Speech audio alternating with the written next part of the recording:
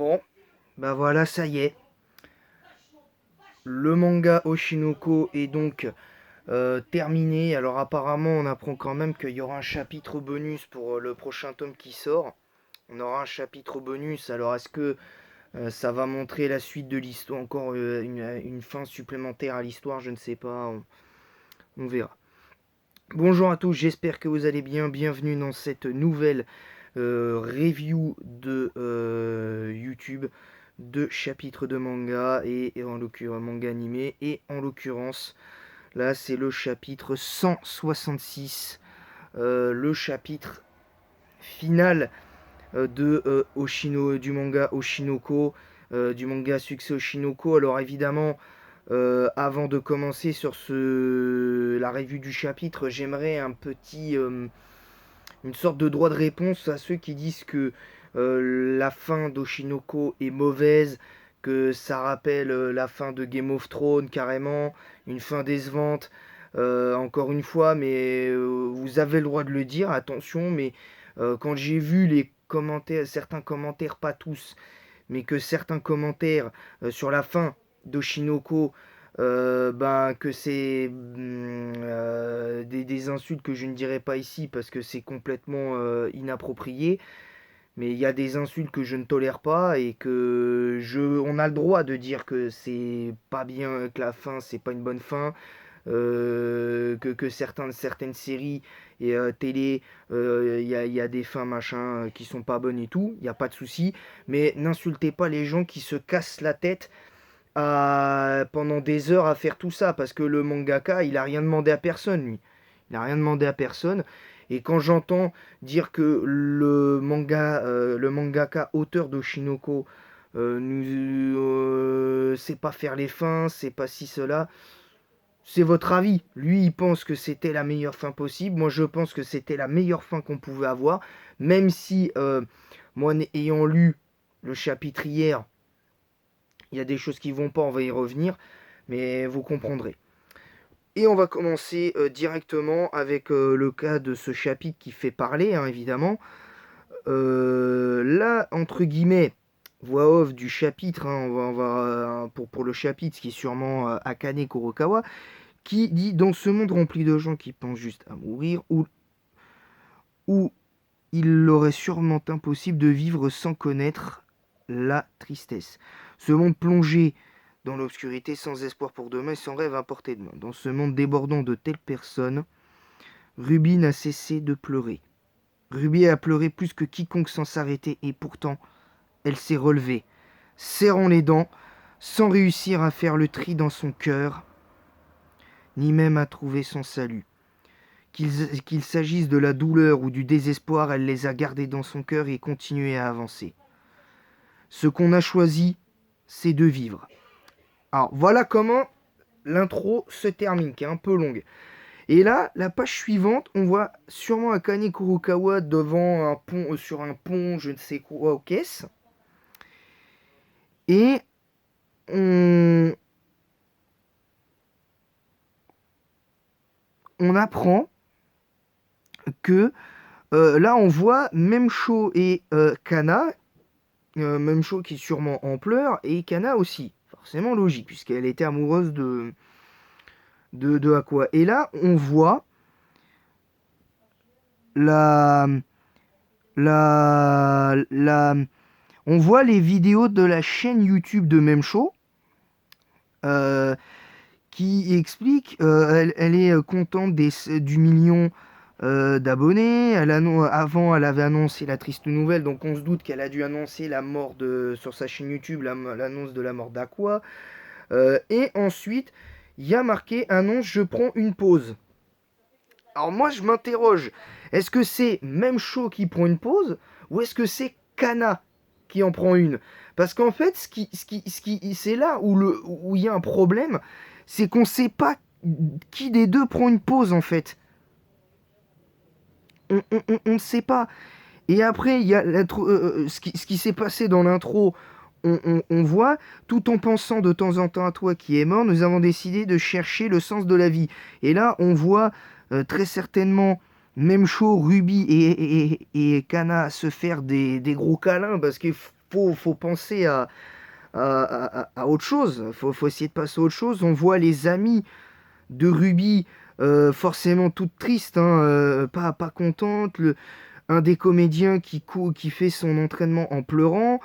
Euh, et là, il y a un truc qui m'a interpellé, c'est que bien que ce ne soit pas facile, on voit Kana devant les journalistes qui les rembarrent. Bon, il n'y a pas de dialogue.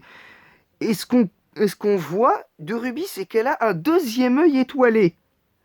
Alors là, faudra qu'on m'explique pourquoi ça arrive qu'à la toute fin. Parce que c'est ça, en fait, qui, moi aussi, me dérange. C'est que là, on a ça. Et pourtant, euh, pour être tout à fait honnête, pour l'instant, pour moi, le début du chapitre est bon. Il est très bon. Et pourtant, là, j'en dis pas du bien pour le moment. Et pourtant, c'est ce que j'attendais de ce chapitre-là. Mais l'interrogation du deuxième œil étoilé de Ruby, c'est est-ce que c'est parce que c'est par rapport à Aqua, lié à la mort d'Aqua, ou est-ce que c'est dû à l'aura qu'elle a eue grâce à sa mère, pour l'histoire, anciennement décédée. Enfin, anciennement une ancienne star. Ensuite, on voit tombeau de la famille Himekawa, donc sûrement le père, je n'en sais rien. Donc, entre guillemets, le demi-frère de Aqua et de Ruby. On a Miyako qui est dans le désespoir complet, qui est vraiment dans la loose complet. Et, et là, on apprend, si on fait ce dont on est capable du mieux qu'on peut, ça s'arrête là. Et on entend, je crois qu'il y a une raison de continuer à vivre. Et là, on voit Kana qui est sûrement en train de tourner une scène d'un film ou de je ne sais quoi. Et au final, ou alors est-ce que c'est Akane? Je n'en sais rien, c'est un petit peu difficile. Mais je pense que c'est Kana, parce que là, elle est carrément à deux doigts de tomber dans les pommes et elle fait ce geste-là. Alors, pour signifier quoi? Je n'en sais rien. Est-ce que c'est pour continuer ou faire une nouvelle prise? Je n'en ai pas la moindre idée. Vraiment, je n'en ai pas la moindre idée.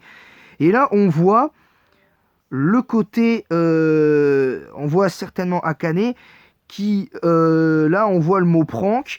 Donc, elle participe à un truc bizarre dont j'ignore tout. Et ensuite,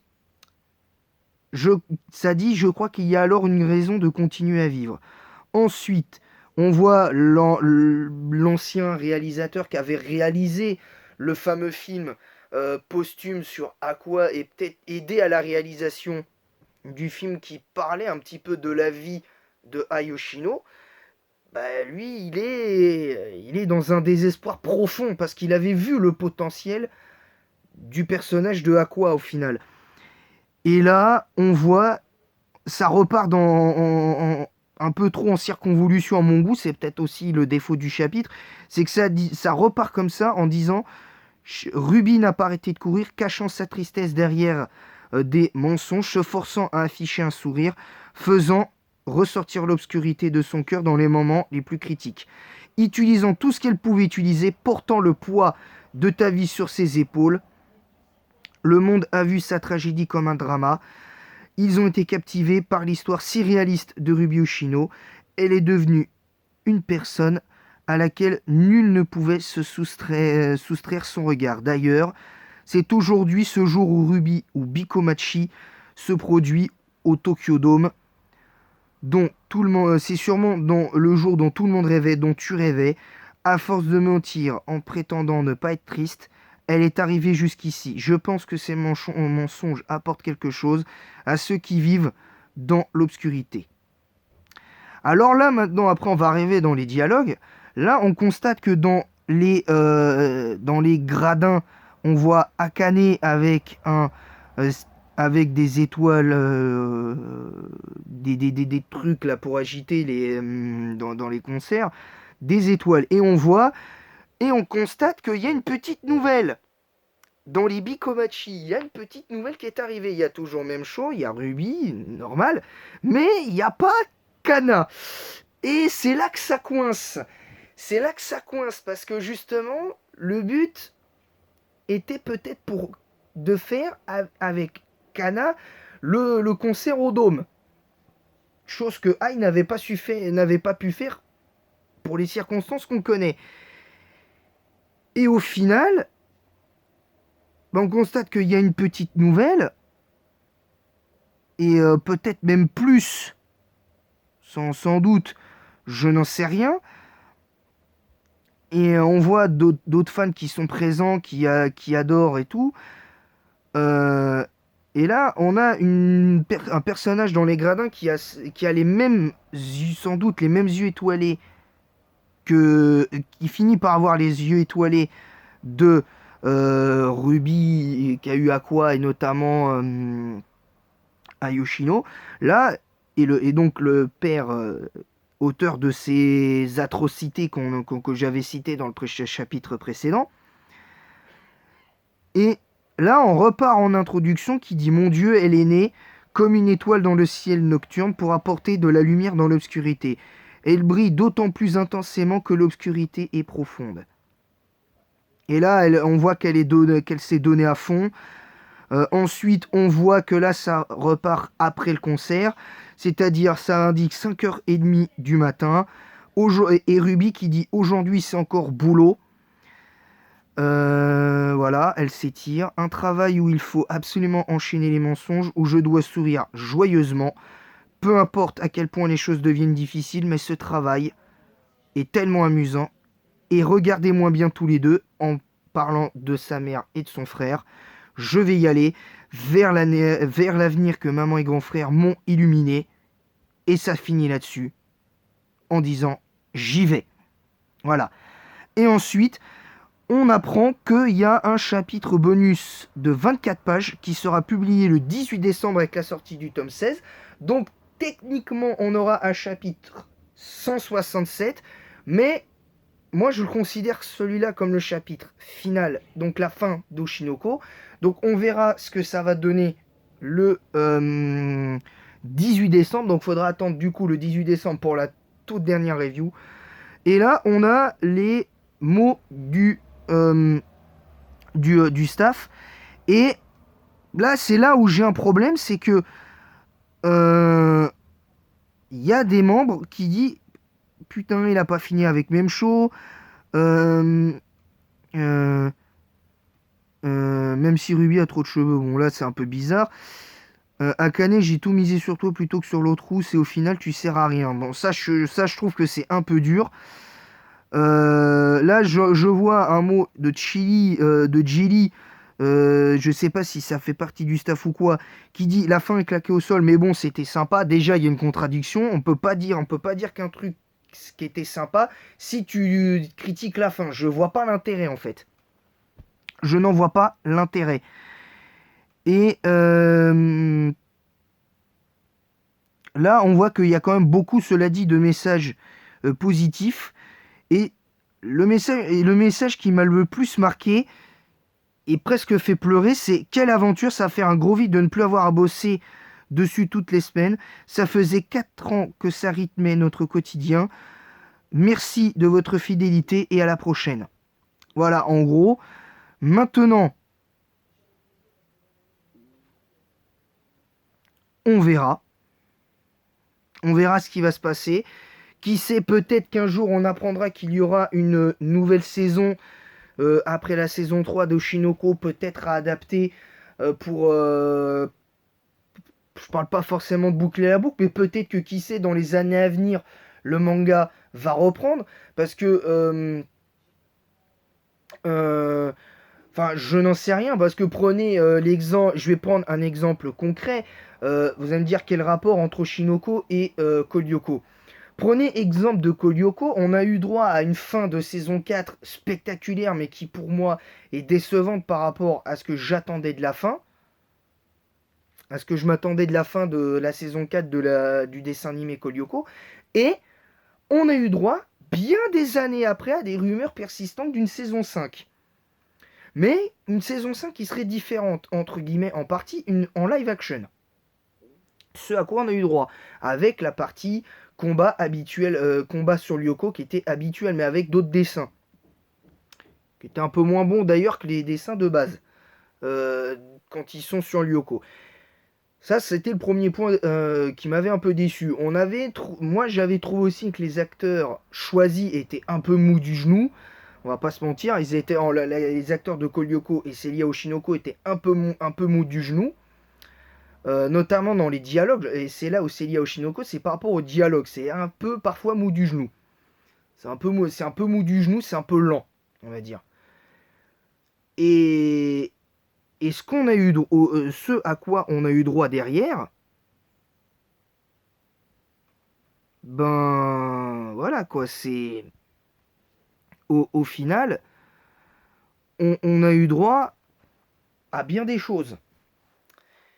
Et la fin, là c'est pareil. La fin, le tout dernier épisode de Kolyoko, c'est un peu lié à la fin d'Oshinoko, c'est qu'on est déçu des attentes de la fin du manga Oshinoko, mais pour Kolyoko c'est pareil. La situation, c'est pas le même univers, mais c'est la même situation. C'est que on avait ça laissait présager tant de potentiel et on a une fin jugée décevante par rapport aux attentes qu'on avait.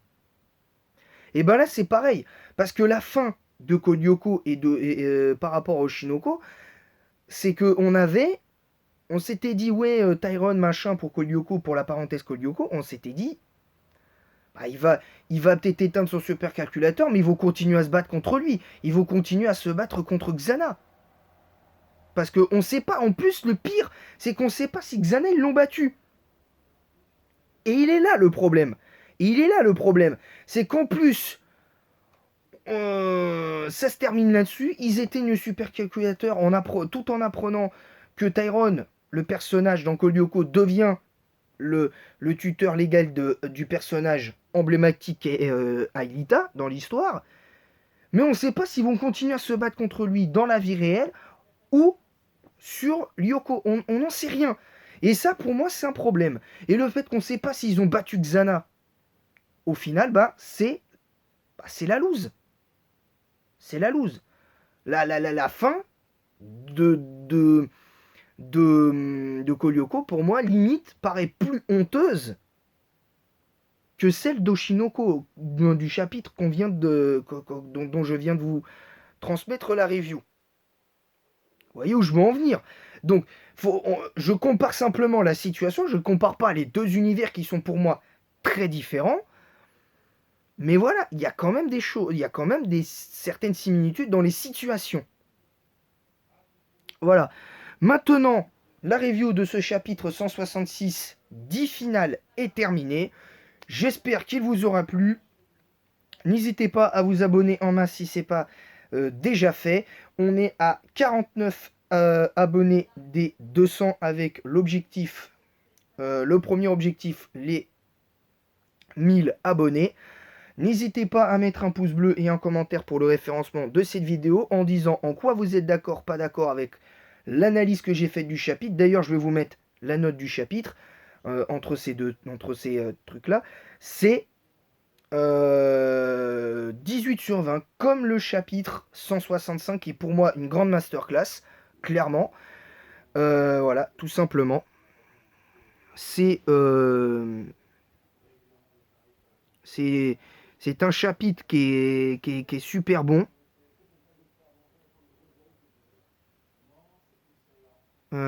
C'est important.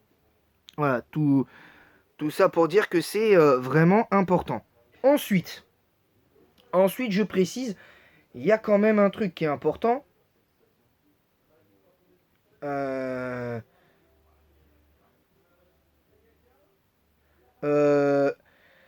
truc important, c'est que vous pouvez donner votre avis. Moi, je vous ai donné mon avis sur ce chapitre qui est pour moi encore une masterclass, même si la fin du chapitre peut nous laisser un petit goût amer, ce qui n'est pas totalement faux. Mais, disons-le dans le respect et des avis de chacun et de chacune. Moi, j'essaye de travailler là-dessus et c'est hyper important. Donc, on va laisser le débat, chacun libre de penser ce qu'il veut, mais je ne veux pas d'insultes. Voilà. Aucune insulte. Voilà. Que ce soit pour les avis sur ce chapitre-là, je ne veux pas d'insulte au mangaka qui a fini le manga, il n'y a pas de problème. Vous avez le droit de dire que vous, ça vous plaît pas, il n'y a pas de souci, mais sans insulte, parce que ces gens-là font un taf de malade à côté, hein, faut le dire. Parce qu'ils ont certainement beaucoup d'autres mangas aussi à faire, et c'est différent. Voilà. Sur ce, voilà. Ensuite, n'hésitez pas à partager le lien de ma chaîne YouTube en masse sur Facebook, Instagram et Snapchat, évidemment. Même si les réseaux sociaux sur lesquels je suis le plus actif, c'est Facebook et Insta. Même si techniquement, je poste pas, j'ai rarement posté quelque chose sur Instagram. Je poste de moins en moins sur Facebook, mais je suis actif dans le sens où je vérifie mon fil d'actualité sur Insta et sur Facebook, notamment. Donc voilà. Et notamment sur Snapchat aussi. Donc voilà, c'est tout pour cette vidéo. N'hésitez pas aussi à le faire évidemment si vous êtes sur Telegram et WhatsApp, de faire des petits partages de liens de ma chaîne YouTube, évidemment. En masse, évidemment. Ça mange pas de pain. Et voilà, sur ce, je vous laisse. J'espère que ça vous a plu. Merci à tous. Chapitre très émouvant encore une fois. Je vous dis à très bientôt. Que la passion des mangas vous guide. Et des animés. Que la passion du manga et des animés vous guide. À très bientôt. Et bonne journée à tous. À bientôt.